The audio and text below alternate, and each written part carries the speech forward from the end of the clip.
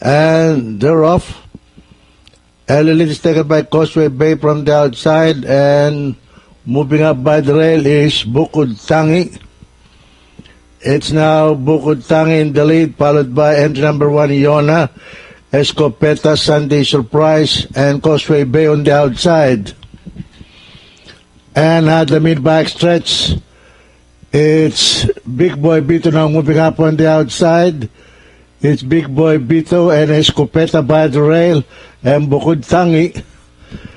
And at the far turn, Bukod Tangi on the outside, Big Boy Bito by the rail, Escopeta, Causeway Bay moving up on the outside, Iona. And at the last bend for home, it's Bukod Tangi on the outside by the rail, Big Boy Bito, Escopeta, and Causeway Bay moving up on the farther outside, Iona, and Sunday Surprise. At the top of the stretch, Bukod Tangi, Big Boy Bito, Escopeta, and Causeway Bay on the farther outside. And nearing the payoff line is still Bukod Tangi in the lead.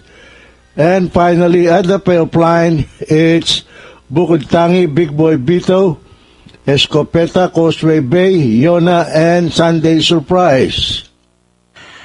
Okay, 5326 order of arrival para sa race